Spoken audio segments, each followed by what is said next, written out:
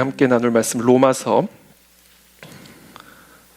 9장 1절부터 5절까지의 말씀입니다. 로마서 9장 1절부터 5절까지의 말씀.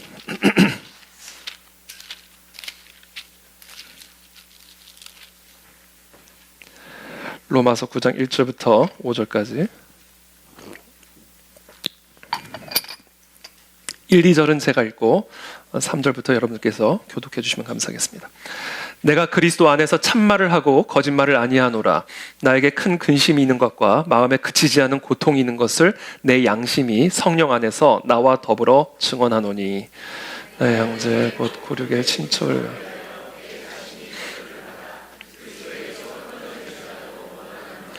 그들은 이스라엘 사람이라 그들에게는 양자됨과 영광과 언약들과 율법을 세우신 것과 예배와 약속들이 있고 조상들도 그들의 것이요 육신으로 하면 그리스도가 그들에게서 나셨으니 그는 만물 위에 계셔서 세세 찬양을 받으실 하나님이시니라. 아멘. 당신의 가족을 그리스도께로 인도하라 라는 주제를 가지고 오늘 하나님의 말씀 함께 나누겠습니다. 로마서 9장 1절부터 2절입니다.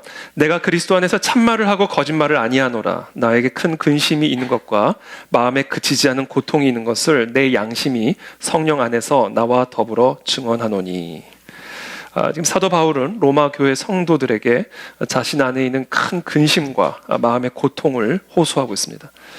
자, 그렇다면 이 바울의 근심과 고통의 이유는 무엇인가? 3절에 이어서 이렇게 말합니다. 나의 형제 곧 고륙의 친척을 위하여 내 자신이 저주를 받아 그리스도에게서 끊어질지라도 원하는 바로라. 자, 지금 바울의 근심과 고통의 이유는 바로 이 나의 형제 곧 고륙의 친척들 때문입니다.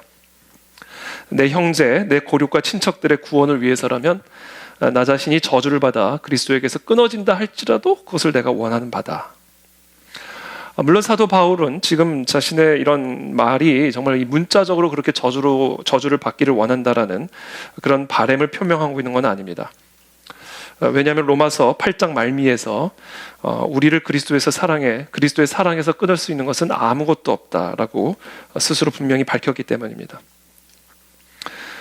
지금 사도 바울은 자신의 동족 이스라엘이 그리스도의 복음을 받아들여 하나님의 저주로부터 구원받기를 정말 고통스러우리만큼 간절하게 소망하고 있음을 표현하고 있는 것이죠. 특별히 이스라엘을 향한 이 바울의 근심과 고통은 하나님으로부터 받은 그들의 특권을 생각할 때 더욱 배가가 됩니다. 4절부터 5절입니다. 그들은 이스라엘 사람이라 그들에게는 양자됨과 영광과 언약들과 율법을 세우신 것과 예배와 약속들이 있고 조상들도 그들의 것이요 육신으로 하면 그리스도가 그들에게서 나셨으니 그는 만물 위에 계셔서 세세의 찬양을 받으실 하나님이시니라. 아멘. 사도 바울은 지금 이스라엘 백성들에게 주어진 영적인 특권들을 나열하고 있습니다. 양자됨, 영광, 언약들, 율법, 예배, 약속들, 그리고 아브라함, 이삭, 야곱, 모세 같은 위대한 하나님의 선지자들이 다 이스라엘 백성들을 통해서 이 땅 가운데 세워지고 오신 거예요. 그러나 무엇보다도 그들에게 주어졌던 특권 중의 특권은 바로 예수 그리스도께서 그들의 땅에서 그들의 자손으로 오셨다라는 사실입니다. 이게 얼마나 대단하고 놀라운 특권입니까? 그런 그들이 정작 그리스도를 거부하고 있다는 이 사실을 생각할 때 이 사도 바울 안에 있는 마음의 고통과 근심은 더욱 배가가 되는 것이죠. 자, 오늘 저는 당신의 가족을 그리스도께로 인도하라, 이 주제를 가지고 여러분들과 함께 말씀을 나누고 싶은데 오늘 저는 특별히 5가지 주제를 여러분들과 좀 나누고자 합니다. 첫 번째, 우리가 우리의 가족들을 예수 그리스도께로 인도하기 위해서는요, 우리의 형제와 고륙 친척을 그리스도께로 인도하기 위해서는요, 우리 안에도 이와 같은 큰 근심과 고통이 있어야 됩니다. 이 탈북자들의 간증을 들어보면 정말 사랑하는 가족을 두고 자기 혼자만 간신히 탈출에 성공해서 이 대한민국의 자리를 잡은 그런 탈북자들의 이야기를 종종 들을 때가 있습니다. 그들 안에는 지금 자기가 대한민국에서 누리고 있는 정말 이 자유로 인한 말할 수 없는 기쁨이 있음과 동시에 생사를 알 수 없는 북한에 남겨진 그 가족들로 인한 말할 수 없는 근심과 고통이 그들 안에 동시에 존재하고 있음을 우리는 듣게 되고 보게 됩니다. 그렇지 않겠습니까, 여러분? 집에 불이 났는데 나 혼자 간신히 빠져나와 목숨을 구했어요. 집에서 우리 두 아이들이 잠을 자고 있다. 그럼 여러분 어떻게 생각하시겠어요? 물론 그 불난 집에서 빠져나와 생명을 부지하게 된 것에 대해서 감사하고 기쁜 마음도 있겠지만, 내 자녀들이 여전히 그 불난 집 안에서 자고 있다는 사실을 알게 되는 그 순간 우리 안에는 말할 수 없는 큰 근심과 고통이 존재하게 되는 겁니다. 그러니까 바울 안에 있는 자신의 그 이스라엘의 형제들, 고륙 친척들을 향해 갖고 있는 이 바울의 근심과 고통이 바로 그와 같은 류의 근심과 고통이었다라는 거예요. 자, 오늘 저와 여러분들이 질문해야 될 것이 있습니다. 우리 안에도 우리의 고륙 친척과 형제들로 인한 이와 같은 마음의 큰 근심과 고통이 있는가? 그것을 오늘 이 시간 저와 여러분들이 점검하게 되기를 바랍니다. 그게 있어야 됩니다. 우리 안에. 우리가 그것을 구해야 됩니다. 또 어떻게 하면 우리 안에도 그와 같은 큰 근심과 고통을 가질 수가 있을까? 그것을 가지려면요, 우리가 받은 이 복음이 얼마나 복된 소식인지를 우리가 체험해야 됩니다. 내가 알게 된 이 복음, 내가 믿게 된 이 복음이 주는 복이 뭔지를 우리가 제대로 경험을 해야 됩니다. 그래야 그 복이 없는 내 형제와 고륙 친척들이 너무 불쌍해지기 시작하는 것이고, 그래서 말할 수 없는 마음의 큰 고통과 근심이 우리 안에 자리 잡게 되는 거예요. 마치 탈북자처럼, 불난 집에서 자기 혼자 간신히 목숨을 건져낸 부모들처럼, 내가 가지고 있고 내가 누리고 있는 이 복이, 이게 얼마나 위대한 복인지를 내가 깊이 체험을 해야 그 복을 누리지 못하고 살아가는 내 고륙 친척들이 너무 불쌍하고, 그래서 내 마음에 큰 근심과 고통이 생겨나게 되는 겁니다. 그러나 너무나 애석하게도 많은 그리스도인들이 자신이 믿고 있는 복음을 잘 모릅니다. 복음이 무엇인지 설명해 보십시오. 그러면 복음이 무엇인지를 다 설명하죠. 그러나 그게 그냥 입으로 하는 설명이에요. 그냥 그게 머리로 하는 설명일 때가 많이 있습니다. 물론 우리 성도들은 그렇지 않지만, 복음을 설명하라고 한다면 심지어 복음이 뭔지를 제대로 설명하지 못하는 분들도 있어요.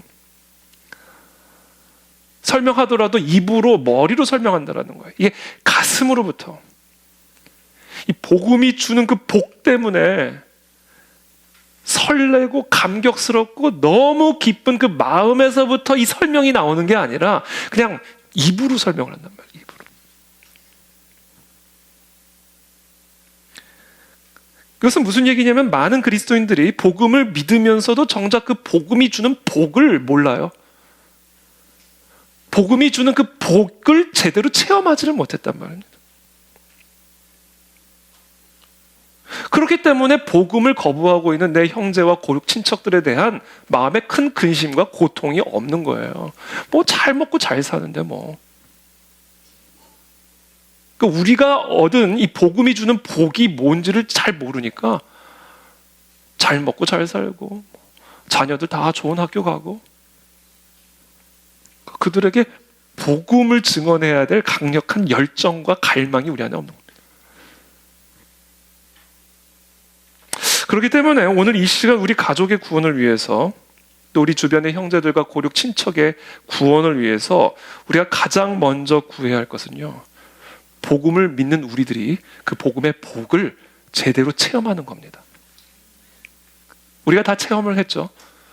그렇다면 더 깊이, 더 강렬하게, 끝을 알 수 없는, 아니 끝이 없는 이 영원한 복음이 주는 복의 맛에 완전히 빠져버려야 된다는 거예요. 그때 비로소 그 복음을 모르고 잘 먹고 잘 사는 사람들이, 심지어 내가 부러워했던 복음을 모르고 잘 먹고 잘 살고 있던 내 친척, 형제, 고륙들이 너무 불쌍해지기 시작하는 것이고,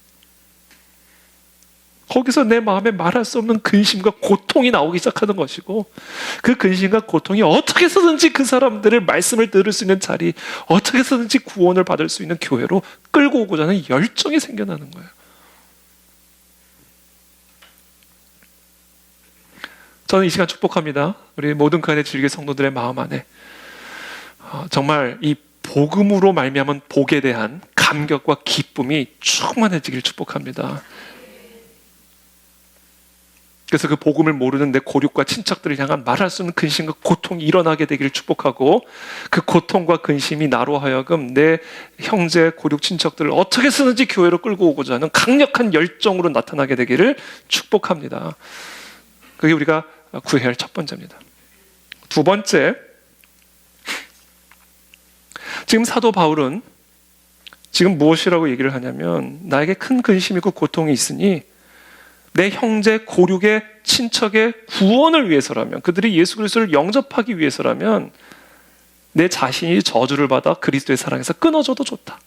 이것은 무슨 얘기냐면, 그들이 받아야 할 모든 저주를 주님 나에게 전가시켜 주십시오. 그리고 그들을 구원해 주십시오. 이것의 또 다른 표현인 거예요. 내가 그들의 구원을 위해서라면 내가 저주를 받아 그리스도의 사랑에서 끊어져도 좋다는 말은, 그들이 받아야 할 그 모든 저주를 주님 나에게 전가시키시고 그들을 구원하여 주십시오. 이것을 구하고 있는 겁니다. 즉, 우리가 해야 될 두 번째는 내 고륙 친척들의 그 죄를 나에게 전가시키고 내가 그들을 대신하여 그리스도의 십자가 앞으로 가지고 나가 죄 사함을 받는 겁니다. 이것을 우리는 다른 말로 동일시 회개라고 말할 수도 있습니다. 예를 들어 저는 한 번도 신사참배를 한 적이 없습니다. 그러나 신사참배를 행한 당시 그리스도인들의 죄를 나에게 전가시키고 내가 그들을 대신하여 십자가 앞으로 가지고 나아가 내 모든 죄를 용서받음으로 말미암아 그들과 그들의 후손들을 향한 하나님의 심판과 저주로부터 구원을 받게 하는 거예요. 이게 지금 사도 바울이 우리에게 가르쳐주고 있는 대속적인 중보자의 사명입니다.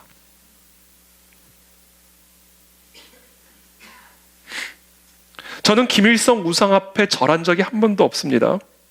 그렇지만 지금 이 시간에도 자의든 타의든 김일성 우상 앞에 절하고 있는 북한 동포들의 죄를 나의 죄로 동일시하여 그들을 대신하여 그들의 죄를 내가 가지고 십자가 앞에 나아가 자백하고 회개하는 겁니다. 그렇게 함으로써 그들의 우상 숭배의 죄로 말미암은 하나님의 심판과 저주로부터 그들을 구원하고 우리 민족을 구원하는 거예요. 저는 북한 정권의 반인륜적 행위에 동참해 본 적이 없습니다. 그러나 그 북한 정권이 행하고 있는 그 반인륜적 만행을 나의 죄로 전가시키고 내가 그 죄를 가지고 그리스도의 십자가 앞에 가지고 나가 회개함으로 그 북한 정권의 죄로 인한 이 땅의 하나님의 심판과 저주로부터 우리들을 구원하는 거예요. 이게 동일시 회개입니다. 이거를 우리가 해야 됩니다, 여러분. 이게 우리의 사명이에요. 비판하는 게 우리의 사명이 아닙니다. 회개하는 게 우리의 사명이라는 거예요.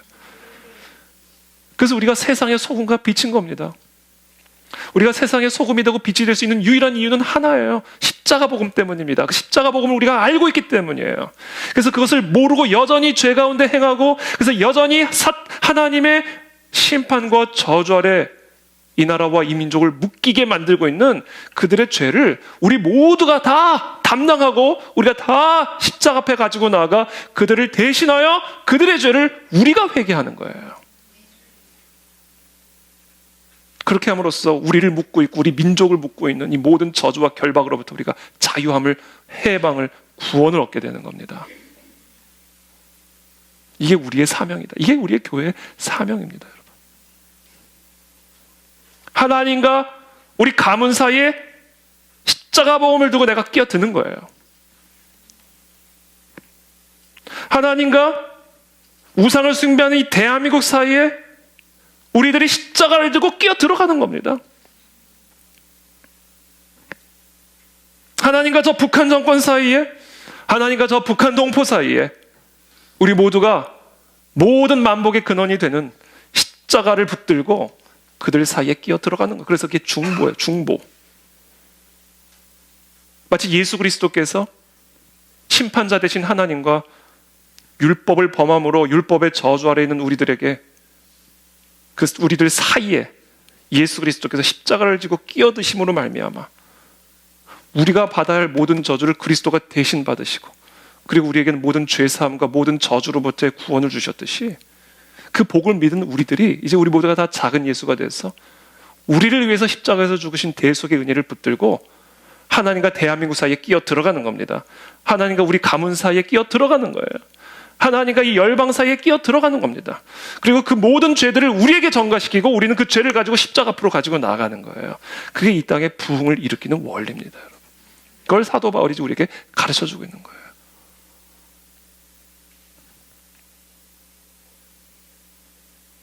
하나님은 유다 땅을 심판하시면서 심판하시는 이유를 이렇게 얘기하십니다. 유다 땅을 위해서 무너진 데를 막아서서 중보하는 사람 한 사람을 내가 못 찾았다. 이 땅 백성은 포악하고 강탈을 일삼고 가난하고 궁핍한 자를 압제하고 나그네를 부당하게 학대하였으므로 이 땅을 위하여 성을 쌓으며 성 무너진 데를 막아서서 나로 하여금 멸하지 못하게 할 사람을 내가 그 가운데서 찾다가 찾지 못하였으므로 내가 내 분노를 그들 위에 쏟으며 내 진노의 불로 멸하여 그들 행위대로 그들 머리에 보응하였느니라. 주 여호와의 말씀이니라. 심판자 하나님과 악행을 행하는 이스라엘 민족 사이에서 무너진 데를 보수하기 위해 중보할 수 있는 그 한 사람을 못 찾아서 심판이 맺다라는 거예요. 그래서 저는 이 시간 우리 모두를 축복하고 이 한국교회를 축복합니다. 하나님, 한국교회와 우리 가나안 진리교회 우리 모든 성도들이 하나님과 이 세상 사이에, 하나님과 저주 가운데 있는 우리의 가문 사이에 십자가의 중보자로 서게 도와주셔서 그들의 죄를 위하여 우리가 회개할 때 그들을 묶고 있는 모든 죄와 사망의 저주가 떠나가게 도와주옵시고 하나님의 축복의 생수가 우리의 가문과 이 나라 열방 가운데 흘러 들어가게 하여 주시옵소서. 그게 우리에게 주어진 대속적인 중보자의 사명이다라는 겁니다. 그걸 지금 사도 바울이 구하고 있는 거예요. 그들의 구원을 위해서라면 내가 저주를 받겠습니다. 당연히 저주 안 받죠. 십자가에서 그리스도가 다 저주받았으니까. 그러니까 진짜 지금 바울이 저주받겠다는 얘기하는 거 아닙니다. 나는 그 저주를 해결하는 법을 안다. 그러니 다 그 저주를 가져와라. 우리 가문의 저주 내가 다 취하겠다. 이 민족의 저주 내가 다 취하겠다. 왜? 나는 저주 처리를 하는 법을 안다. 십자가다, 십자가.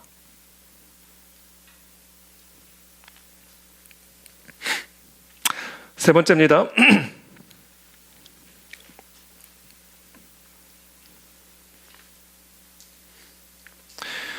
여러분, 이 십자가의 복음을 정말 우리가 믿고 그래서 그 복음의 복을 정말로 체험한 사람들의 삶에는요, 이게 축복의 향기가 좀 강력하게 나타나야 돼요. 이 축복의 향기가 있어야 됩니다, 우리 안에. 복음을 믿는 사람이라고 한다면, 그래서 복이 있는 자라고 한다면 복으로 말미암는 향기가 있어야 돼요.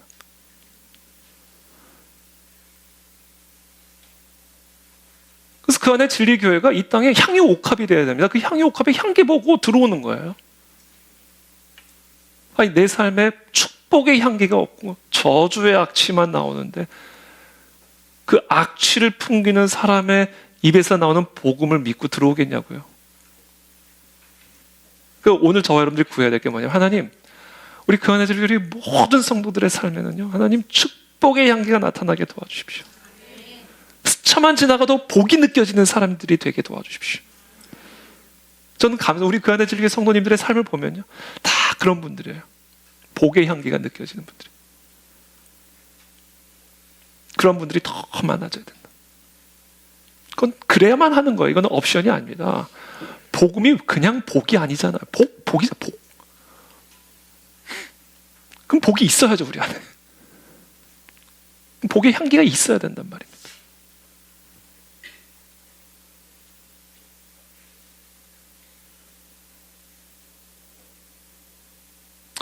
저와 여러분들이 여러분들의 가문에 축복의 향기가 되기를 축복합니다.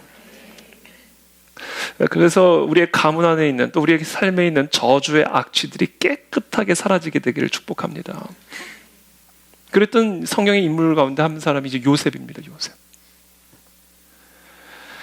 그의 주인이 여호와께서 그와 함께 하심을 보며 또 여호와께서 그의 범사에 형통하게 하심을 보았더라. 노예인데 땀 삐질삐질 흘리고 제대로 씻지도 못하고 지저분한 냄새나는 노예인데 향기가 느껴지는 거예요. 도대체 이 향기가 어디서 나오는 것일까? 그리고 보디발이 한 거예요. 하나님이 함께 하셔서 나오는 향기구나. 이걸 안 거예요. 여러분, 우리가 향수 뿌리면 향기 나오잖아요. 그렇죠? 향수 뿌리고 딱 지나가면 무슨 냄새야? 누구 냄새? 어떤 냄새야? 이거 뭐야? 향기의 근원을 찾아간단 말이에요. 여러분이 본당에 향기 나오죠? 안 나오세요? 나오죠? 이 향기가 어디서 나오는지 아세요? 어디서 나와요? 디퓨저에서 나오는 거예요. 제가 이거 본당에서 어느 날 왔더니 하수구 냄새가 막 온 교회 천지를 막 진동을 하길래 제가 도저히 안 되겠어요. 월요일 날 제가 직접 가가지고 디퓨저를 다 찾아다니고 백화점 가가지고 저 이거 맡다 쓰러질 줄 알았어요. 너무 막 나중에는 막 냄새 구별도 안 되고 막 너무 맡으니까 하다가 쓰러질 뻔했어요. 계속 맡으니까. 거기서 제일 좋은 냄새를 제가 딱. 냄새 좋죠?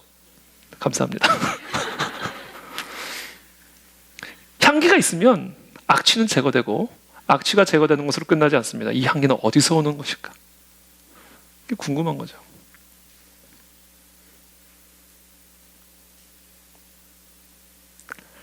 그러니까 우리의 삶 속에 이와 같이 축복을 받기를 갈망하게 만드는 향기가 있어야 돼요. 우리의 축복받은 삶을 보고 나도 그리스도를 한번 믿어보고 싶다 라는 마음을 불러일으켜야 됩니다.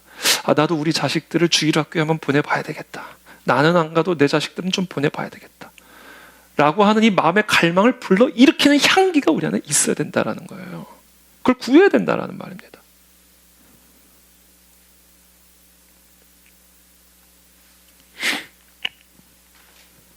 그와 같은 하나님의 축복이 우리 삶 가운데 있을지어다.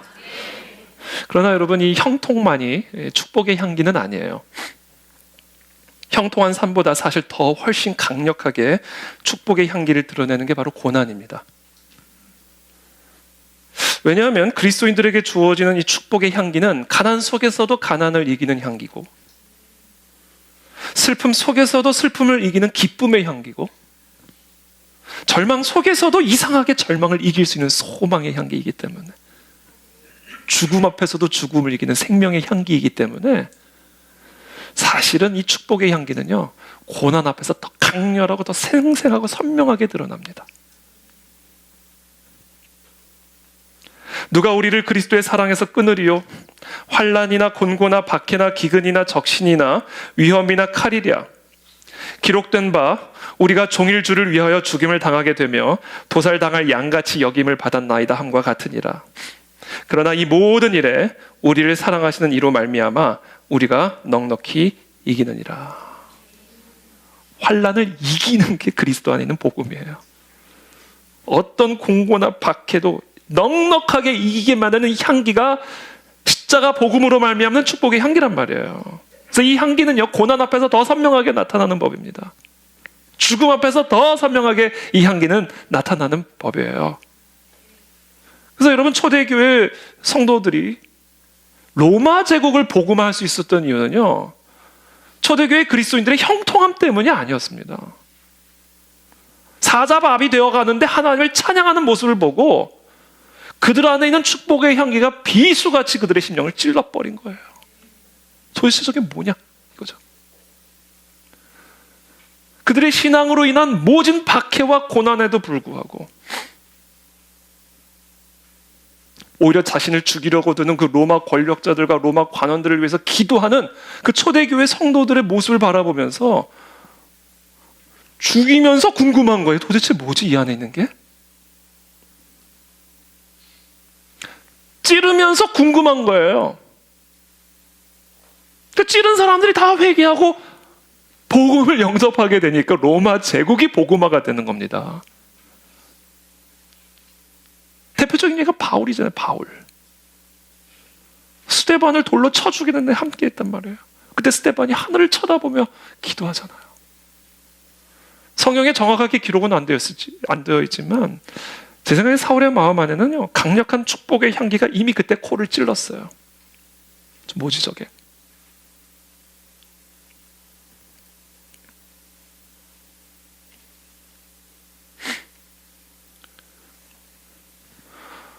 우리의 형통함을 통해서도 하나님의 축복의 향기가 드러나지만 사방의 우겨쌈을 당하는 고난 속에서도 우리가 누리는 감사와 평안을 통해서 세상이 알 수 없는 축복의 향기를 세상 사람들이 보게 되는 겁니다. 전 그런 축복의 향기가 저와 여러분들에게 충만하게 되기를 예수님의 이름으로 축복합니다. 그러려면요, 단순한 이야기지만 우리 안에 하나님의 축복이 충만해야 됩니다. 축복이. 그러면 맞아도 웃음이 나오고 때려도 축복이 나오고 형통해도 감사, 형통하지 않아도 감사.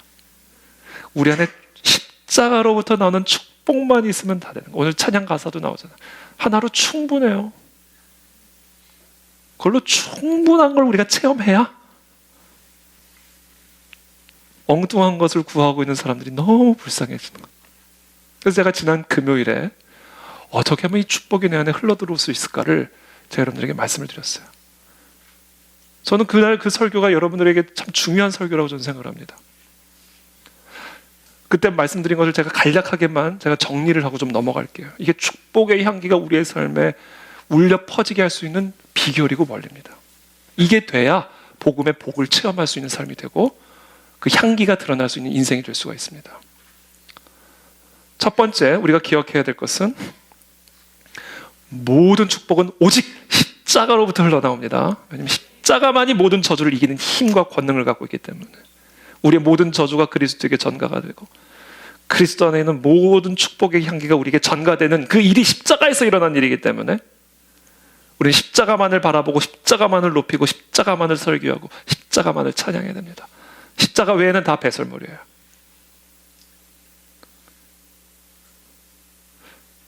그런데 두 번째, 그 십자가에서부터 그와 같은 축복의 향기가 흘러나오는 것과 그 축복의 향기가 내 삶에 흘러 들어가는 것은 완전히 다른 이야기다라고 제가 말씀을 드렸어요. 수도꼭지에서 아주 시원하고 깨끗한 물들이 폭포수와 같이 흘러나온다 해도 그것이 곧 내 입으로 들어가는 것을 보장하는 것은 아닙니다. 흘러나오는 것이 흘러 들어가는 것을 보장하는 것은 아니라는 말이에요. 그것이 많은 그리스도인들이 복음을 믿으면서도 그 복음의 복이 내 삶에 충분히 흘러 들어가지 못하는 이유예요. 그 이유가 있습니다. 그 이유가 뭐다? 세 번째, 내 딱 영혼 앞에서 축복의 대로를 사탄 마귀가 가로막고 차단하고 쳐내고 있기 때문이다. 여러분, 사단 마귀는 십자가로부터 하나님의 그 축복의 생수가 흘러나오는 것을 막을 수가 없습니다. 그거 막으려고 예수님을 십자가에 죽였는데 그 죽인 십자가에서 축복의 생수가 흘러나오는 거예요. 그럼 막을 수가 없는 거예요, 마귀가. 마귀가 하나님 하는 일을 어떻게 막습니까? 그러니까 십자가에서부터 축복의 생수가 흘러나오는 것을 막을 수는 없어요. 그러나 그 흘러나온 축복의 생수가 내 안에 흘러들어가는 것을 막을 수는 있어요. 우린 사람이니까.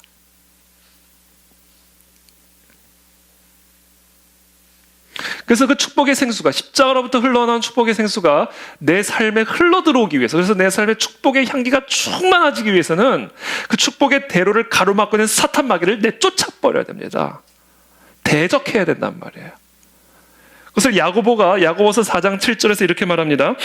그런즉 너희는 하나님께 복종할지어다, 마귀를 대적하라, 그리하면 너희를 피하리라. 이것은 무슨 얘기예요? 마귀를 대적하면 마귀가 피한다는 말이에요? 아니에요. 마귀 대적해도 마귀 안 피합니다. 마귀는 우리를 무서워하지를 않아요. 그러니까 막고 있죠. 우리를 무서워하는 애가 우리를 막겠습니까? 우리가 만만하니까 막고 있는 거예요. 우리가 대적한다고 대적되어지는 게 아닙니다. 그래서 야고보가 말합니다. 너희는 하나님께 복종할지어다, 마귀를 대적하라, 그리하면 너희를 피하리라. 그러니까 이 말씀은 무슨 얘기예요? 하나님에게 복종할지어다, 그리고 마귀를 대적하라, 그리하면 마귀가 너희를 피하리라.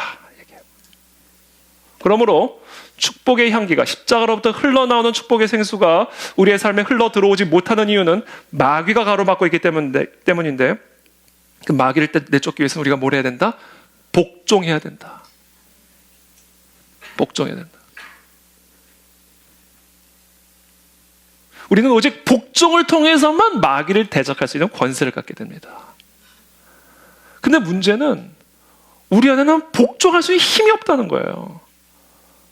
그러니까 우리가 복종하라는 설교가 너무 싫어. 짜증나, 들으면.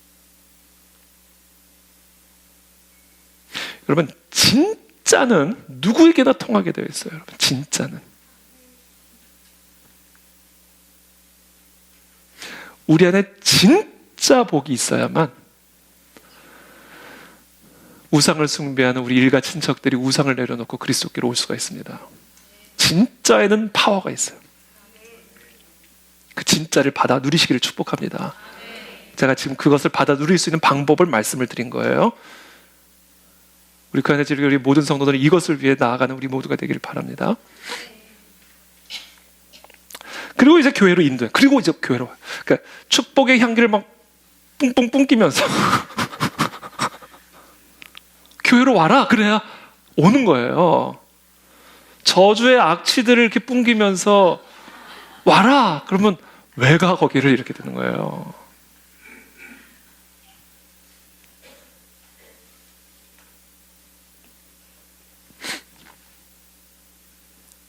여러분, 우리의 가족들을 교회로 인도해야 됩니다.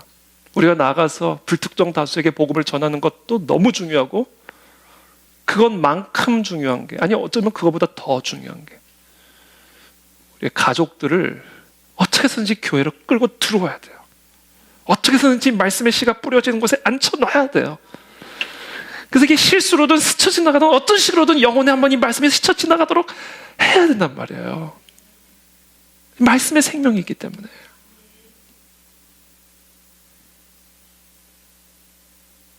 여러분, 만약에 오늘 이 자리에 BTS가 와서 간증을 한다 그러면 여러분 친구들 데려오겠어요? 안 데려오겠어요? 근데 만약에 이태희 목사가 설교한다 그러면 데려오겠어요? 안 데려오겠어요? 그러면 안 된다는 거예요. 물론 BTS도 말씀을 간증할 수가 있겠죠.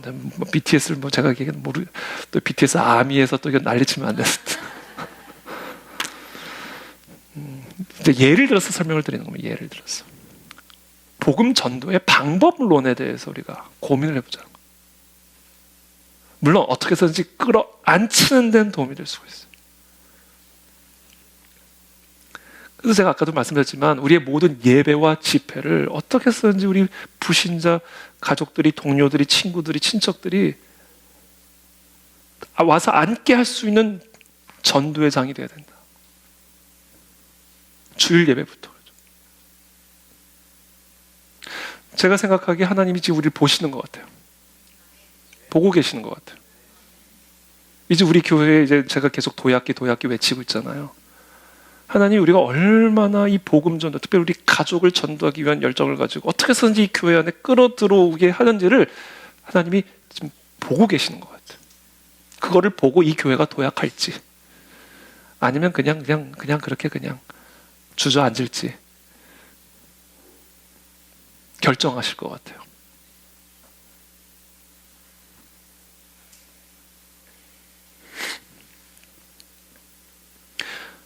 하나님은 노아에게 방주를 지으라고 말씀하시면서 이렇게 말씀해요. 노아에게 이르시되 너와 네 온 집은 방주로 들어가라. 너만 들어가라는 게 아니라 너와 네 온 집이 다 방주로 들어가라. 유월절 전날에 하나님께서는 이스라엘 백성들에게 말합니다. 너희는 이스라엘 온 회중에게 말하여 이르라. 이달 열흘에 너희 각자가 어린 양을 취할지니 각 가족대로 그 식구를 위하여 어린 양을 취하라. 그러니까 이런 걸 보면요, 하나님께서 우리를 구원하시는 구원의 기본 단위가 가족인 것 같아요. 가문인 것 같아요. 하나님이 나를 구원하신 이유는 나를 통해서 우리 가족을 구원하시기 위함이에요. 너와 네 가족을 방주로 데리고 들어가라는 거예요. 이거 우리에게 향하신 명령입니다. 이거는 노아를 향한 명령이에요. 너와 네 가족을 데리고 방주로 들어오라는 거예요.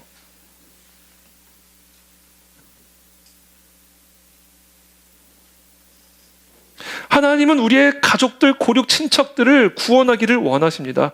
그리고 그 놀라운 기적을 바로 나를 통해서 이루기를 원하신다는 거예요. 이게 우리의 사명입니다.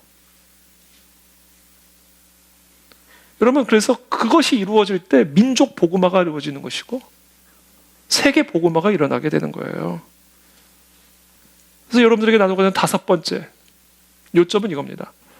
가족 복음화가 민족 복음화의 시작입니다, 여러분.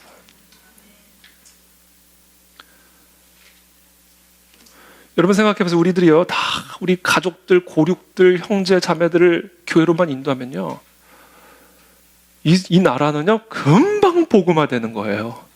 그렇잖아요. 뭐 우리 가운데 다른 교회를 다니시는 가족들이 있다면 상관은 없지만 아직 하나님을 모르고 교회를 다니시지 않는 분들만 우리가 교회로 데리고 오기만 한다면 한국에 있는 모든 교회들이 그렇게만 한다면 한국의 복음화는 그냥 저절로 되는 거예요. 그러니까 제가 결론을 내렸어요. 아, 우리가 꿈꿔야 될 것은 민족 복음화가 아니라 가족 복음화구나. 여기는 우리 각자가 우리의 가족을 복음화하면 그거는 민족 복음화는 그냥 따라오는 거구나. 그게 하나님의 방식이고 원리예요. 하나님이 세계 복음화를 위해서 무슨 일을 하셨어요? 아브라함을 부르셨어요. 한 사람. 그리고 아브라함으로 하여금 가족을 이루셨어요. 이삭. 가문을 형성하셨어요. 야곱의 12지파를 통해서 야곱의 12아들을 통해서 12지파가 만들어지고 12지파를 통해서 이스라엘이라는 나라가 만들어지고 이스라엘이라는 나라를 통해서 예수 그리스도가 이 땅에 오시는 거예요. 세계 복음화는요 한 사람 그리고 그 한 사람으로 이루어지는 가족을 위해 가문을 통하여 이루어지기 시작했다라는 거예요. 그래서 우리가 세계 복음화, 민족 복음화, 열방의 복음화를 위해서 이제 우리가 해야 할 일은 정해졌습니다. 어떻게 해서든지 우리 가족의 복음화를 위해서 헌신한다. 어떻게 해서든지 우리 가족들을, 고륙 친척들을 교회로 끌어오기 위해서 애를 씁니다. 그들이 올 수 있는 교회로 우리가 교회를 만들어야 돼요. 그래서 제가 지금 기도하고 있고 준비하려고 하는 것은 이제 앞으로 한 달에 한 번은 이번 부활주의를 계기로 해서 앞으로 한 달에 한 번은 우리 초신자들을 위한 예배. 설교도 그렇고 모든 예배 순서가 한 달에 한 번은 그게 마지막 주가 될지 첫째 주가 될지 그건 이제 기도하면서 결정해야 되겠지만 한 달에 한 번은 무조건 초신자들을 위한 예배. 그때는 여러분들 기존의 성도님들도 좋아하실 거예요. 왜냐하면 설교가 짧아질 거거든요. 너무 좋아하시는데. 그리고 설교 주제도 좀 더 그럴 거거든요. 그게 저는 우리 성도님들에게도 큰 유익이 될 거라 저는 생각합니다. 하여튼 그렇게 예배를 꾸밀 거예요. 전도 대상자들을 받고. 그래서 우리 교회가 이렇게 끌어당기는 힘이 있는 교회가 돼야 돼요. 끌어당겨야 됩니다. 방주가 돼야 됩니다. 우리가. 그런 표가 있어요. Think globally, act locally. 생각은 세계적으로 하되 행동은 지역적으로 하라. 이게 사실은 환경 캠페인의 구호입니다. Think globally, act locally. 지구의 환경을 우리가 회복하고 환경 오염으로부터 지구를 구원하기 위해서 우리는 지구로 달려나가는 게 지구로 달려나가려면 어디로 달려나가야 돼요? 지구의 환경 오염을 위해서 우리가 달려나가야 할 것은 지구가 아니라 내가 살고 있는 내 집 앞에 청소를 하면 그러면 세계 환경 오염의 문제들이 해결이 된다라는 거예요. 생각해 보세요. 전 세계 모든 백성들이 다 자기 집 앞에 청소하고 자기 집 앞에 있는 하천들, 강들 다 청소하고 함부로 자기 집 앞에 있는 그런 곳에 버리지 않고 그렇게만 해보세요. 그럼 지구는 금방 환경 오염에서 구원받습니다. 그러니까 think globally 그러나 act locally. 이게 하나님의 세계 복음화의 원리예요. 세계 복음화는 바로 가족 구원에서부터 시작이 된다. 그 작은 자가 1000명을 이루겠고 그 약한 자가 강국을 이룰 것이라. 때가 되면 나 여호와가 속히 이루리라. 아브라함이 여러분 세계 복음화를 이루었습니다. 아브라함 한 사람을 통해서. 그렇잖아요. 여러분들의 아마 가문 안에도 아마 그런 간증들이 있을 거라고 생각이 듭니다. 증조 할아버지가 한 분이 이 복음을 들으면서 우리 집안에 복음의 열매들이 나타나 가문이 복음화되어지는 일들이 일어나잖아요. 그게 민족 복음화예요. 제가 오늘 설교를 준비하면서 제가 존경하는 우리 김준곤 목사님이 쓰신 민족 복음화의 꿈이라는 기도문을 제가 다시 한번 읽어봤어요. 한번 제가 읽어드릴게요. 어머니처럼 하나밖에 없는 내 조국, 어디를 찔러도 내 몸같이 아픈 조국, 이 민족 마음마다, 가정마다, 교회마다, 사회의 구석구석, 금수강산 자연 환경에도 하나님의 나라가 임하게 하시고 뜻이 하늘에서처럼 이 땅에 이루어지게 하옵소서. 이 땅에 태어나는 어린이마다 어머니의 신앙의 탯줄 기도에 젖줄 말씀에 핏줄에서 자라게 하시고 집집마다 이 집의 주인은 예수님이라고 고백하는 민족, 기업주들은 이 회사의 주인은 예수님이고 나는 관리인이라고 고백하는 민족, 두메마을 우물가의 여인들의 입에서도, 공장들의 직공들, 바다의 선원들의 입에서도 찬송이 터져나오게 하시고, 각급 학교 교실에서 성경이 필수 과목처럼 배워지고 국회나 각의가 모일 때에도 주의 뜻이 먼저 물어지게 하시고, 국제시장에서 한국제 물건은 한국인의 신앙과 양심이 을의 보증수표처럼 믿어지는 민족, 여호와로 자기 하나님으로 삼고 예수 그리스도를 주로 삼으며 신구약 성경을 신앙과 행위의 표준으로 삼는 민족, 예수의식과 민족의식이 하나 된 지상 최초의 민족, 그리하여 수십만의 젊은이들이 예수의 꿈을 꾸고 인류 구원의 환상을 보며 한 손에는 복음을 다른 한 손에는 사랑을 들고 지구촌 구석구석 누비는 거룩한 민족이 되게 하옵소서. 이 민족 복음화의 꿈은요, 어떻게 시작이 되는가? 가족 복음화로부터 시작이 됩니다. 우리 가족이 복음화될 때 공장에서 찬양하는 직공들이 나오는 거예요. 우리 가족들이 복음화될 때 배에서 물고기 잡는 선원들이 찬양하면서 물고기 잡는 베드로 같은 사람들이 나오는 겁니다.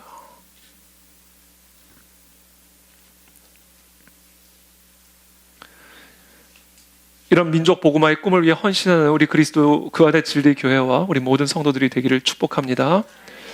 그것을 위해서 저는 마지막으로 어떻게 하면 우리가 구체적으로 이 가족 복음화를 이룰 수 있을까? 구체적인 실천편, 간략하게 4가지만 여러분들에게 좀 말씀 나누고자 합니다. 여러분들, 우리가 가족들을 구원할 때, 가족들을 교회로 인도할 때, 가족들을 성공적으로 교회로 인도하는 분들의 아주 공통적인 특징이 있어요. 특별히 믿지 않는 불신자 남편들을 교회로 인도하는 것에 승리한, 성공한, 그런 헌신한 아내들의 아주 공통적인 특징이 있습니다. 그런데 이거는 단순한 남편에게만 해당되는 이야기가 아니라 모든 불신자들, 모든 믿지 않는 우리의 고륙 친척들에게 동일하게 적용이 될 수 있고 해당될 수 있는 내용들입니다.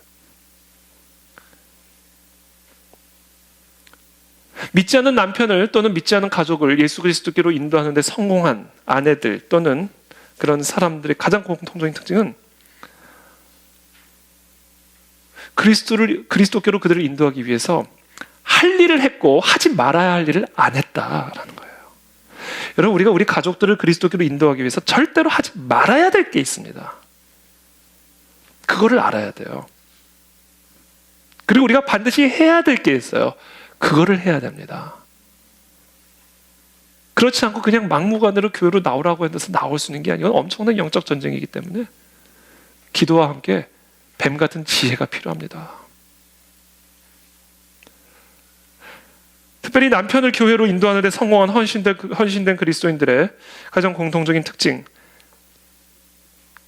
해야 할 일과 하지 말아야 할 일이 있다는 것을 꼭 명심하시게 되기를 바랍니다. 첫 번째, 하지 말아야 할 일이 있어요. 절대로 하면 안 되는 거예요. 이거는 남편을 교회로 인도하는 데 성공한 아내들은요, 공통적으로 뭐를 안 했는가? 교회 내 갈등의 이야기들, 교회 안에 있는 문제점들을 절대로 이야기하지 않았습니다. 그걸 왜 얘기합니까? 교회에 이런 사람들이 있고, 교회에 이런 문제가 있고, 교회에 이런 갈등들이 있고, 이런 이야기들, 교회에 대하여 부정적인 말을요, 일체하지 않았어요. 이건 절대로 하면 안 될 일입니다. 안 그래도 교회 안 나갈 변명거리를 찾고 있는 사람들에게 왜 그 변명거리를 내 입으로 줍니까? 이건 절대로 하면 안 될 일이에요. 이건 너무 어리석은 행동입니다. 우리 교회 예배는 좀 긴데 와봐. 그럼 오겠냐고요. 예배가 긴데 왜 가요? 안 그래도 지금 네? 그런 얘기를 하면 예배가 깊어 이렇게 얘기해요. 깊어서 좀 들어갔다 나와야 돼 이렇게 얘기를 하셔야지. 길어 그러면 왜 가 거기를 이렇게 되는 거죠. 하여튼 교회에 대해서 일체 부정적인 말을 하면 안 돼요.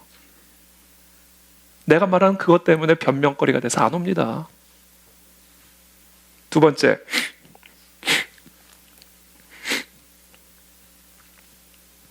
절대로 하지 말아야 할 일이 있습니다. 잔소리. 잔소리는요, 여러분 나쁜 의도를 가지고 잔소리하는 사람은 없습니다. 그렇죠? 누가 나쁜 의도 가지고 잔소리해요. 근데 잔소리는요, 아주 좋은 의도를 행하는 나쁜 방법이에요. 여러분 잔소리 들어본 분들은 다 알잖아요. 우리가 그 잔소리 하는 분의 마음을 모릅니까? 근데 그 잔소리 때문에 하기 싫은 거, 더 하기 싫어요.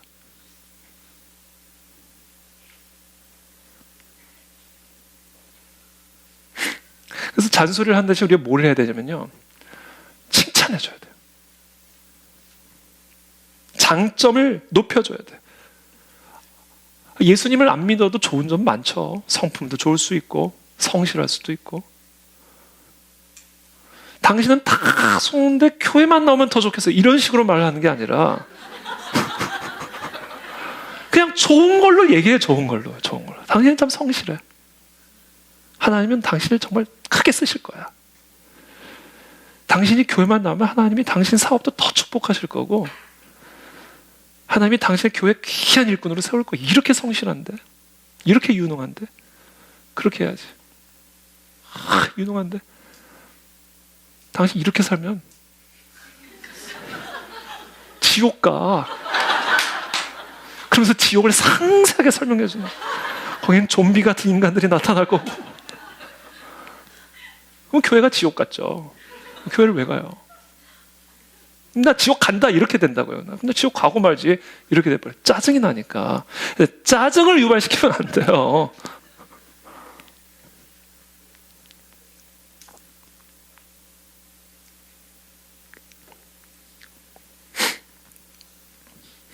세 번째 또 하지 말아야 할 일이 있습니다.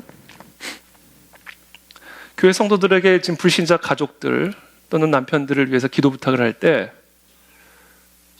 그 대상자, 그 남편 또는 그 요청을 할 때 너무 남편에 대한 많은 얘기를 해주지 마세요. 허물들. 남편용 잔뜩 보놓고 거기를 오라고요? 난생 처음 본 사람인데 나에 대해서 다 알아 막. 그것도 좋은 게 아니라 나쁜 것만 다 알아. 시시콜콜. 몇 년 전에 내가 뭐 했고 뭐 그러셨다면서요 뭐 이러면서. 거기를 왜 와요 거기를. 나 같아도 안 가. 나 같아도. 오시겠어요 여러분들 같으면? 나 같아도 안 가요. 그러니까 기도 요청을 할 때는 너무 상세한 정보는 목회자나 정말 신뢰할 만한 교회 리더십이나 성도들에게, 정말 기도해 줄 수 있는 소수의 사람들에게만 나누고, 그거를 교회 회중에게 뿌리지 마시라는 거예요. 거기를 못 옵니다. 어떻게 와요 창피해서.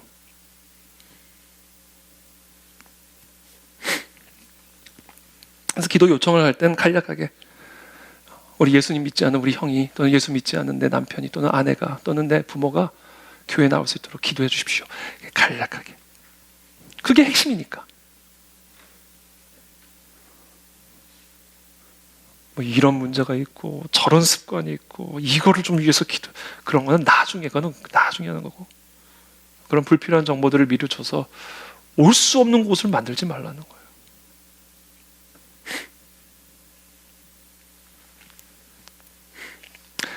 마지막으로 네 번째, 우리가 해야 할 일이 있습니다. 이건 마지막으로 해야 할 일인데요, 이제 우리가 해야 할 일이 있어요.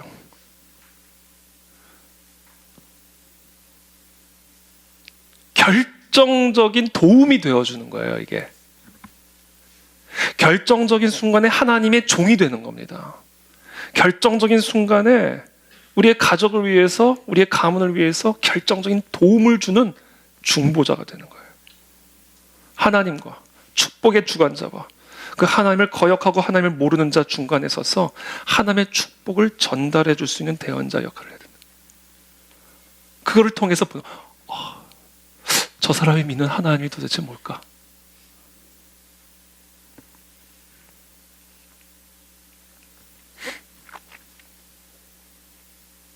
잠언 31장에 보면 현숙한 여인에 대한 얘기가 나오죠. 누가 현숙한 여인을 찾아 얻겠느냐?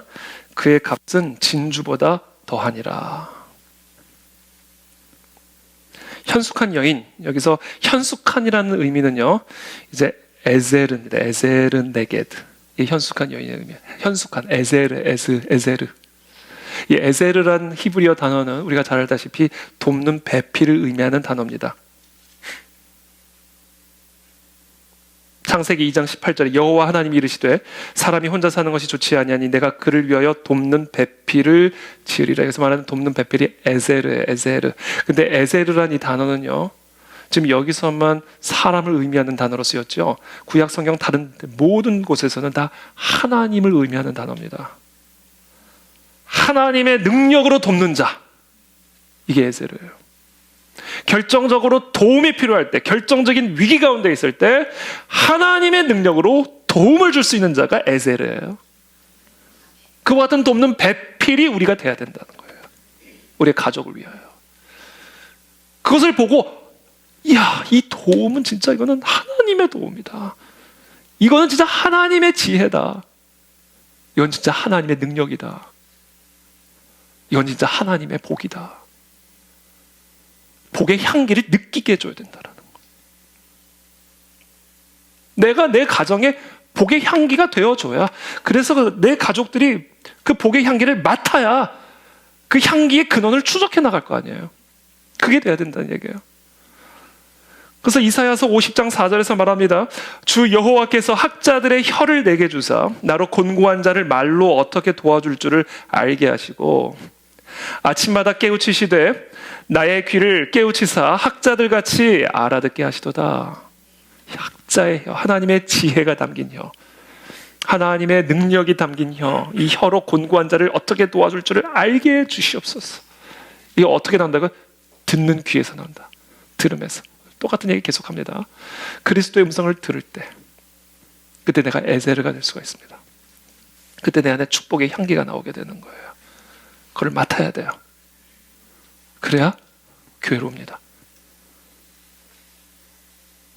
그래서 저는 우리 사랑하는 우리 가네들이 우리 모든 성도님들이 정말 이 가문의 복음화를 위해서 귀하게 쓰임 받는 라합 같은 사람들이 되기를 바라고, 노아와 같은 사람들이 되기를 바라고, 그것을 위해서 우리가 하지 말아야 할 일을 하지 않고 해야 할 일, 복의 향기가 되어주는 하나님의 축복, 정말 결정적인 도움이 필요할 때 하나님의 능력으로 도움의 지혜의 능력의 향기를 흘려보낼 수 있는 그런 향유 옥합으로 우리의 가정과 가문에 세워지는 저와 여러분들이 되시기를 예수님의 이름으로 축복합니다.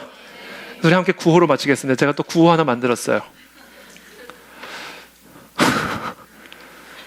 제 별명이 어렸을 때 뭐였냐면요, 돼지였어요. 돼지.